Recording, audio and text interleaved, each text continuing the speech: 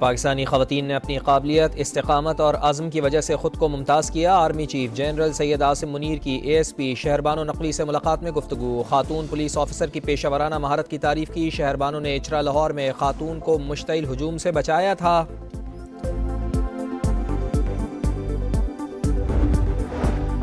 सियासी अदम इस्तेहकाम ठीक करना कोई मसला नहीं, मईशत ठीक होगी तो सब कुछ ठीक हो जाएगा। कायद नून लीग मियां नवाज शरीफ पर उम्मीद, कहा अल्लाह करे यहाँ वज़ीर आज़म और पार्लियामेंट अपनी मुद्दत पूरी करे।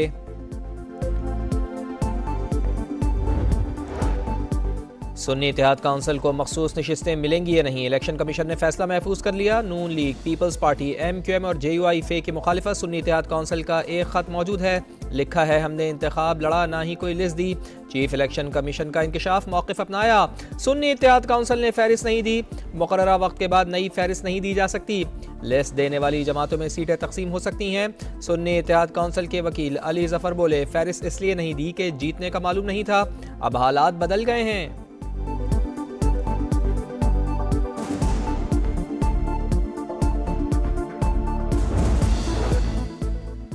नून लीग, PP और MQM हमारी मखसूस नशिस्तें हथियाना चाहती हैं। अगर हमारी सीटें छीन कर बांट दी गईं तो फिर सुप्रीम कोर्ट जाएंगे। बैरिस्टर अली जफ़र का ऐलान, कहा ऐसा हुआ तो स्पीकर, डिप्टी स्पीकर, सदर, सेनेट का इलेक्शन भी मुतनाज़ा हो जाएगा।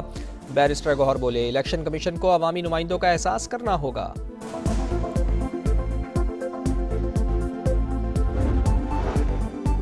बलूचिस्तान असम्बली के नए अरकान ने हलफ उठा लिया। कोयटा प्रिजाइडिंग ऑफिसर ज़मरुक अचकज़ई ने अरकान असम्बली से हलफ लिया। खैबर पख्तूनख्वा असम्बली के इफ्तिताही इजलास में शदीद बदनज़मी, अरकान के हमरा आए कारकुनान की धक्कम पेल, मुत्तादिद अफराद असम्बली हॉल तक पहुँच गए। 9 मुंतखब अरकान को परेशानी का सामना रहा। घड़ी दिखाने पर लॉबी से खातून रुकन सोबिया शाहिद पर जूता और लोटा फेंका गया। शोर शराबे में 116 9 मुंतखब अरकान ने हलफ लिया।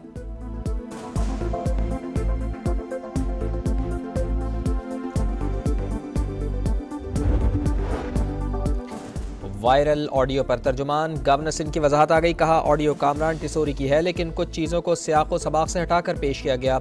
ऑडियो में गवर्नर सिंध ने कहा था MQM को इंतखाबात में वोट नहीं मिला, वोटर PDM का साथ देने पर नाराज़ थे। पहले हमें 7 सीटें मिली, वही हमारा वोट बैंक था। कुछ लिए बगैर वफाकी हुकूमत में शामिल हुए तो हशर और भी बुरा होगा।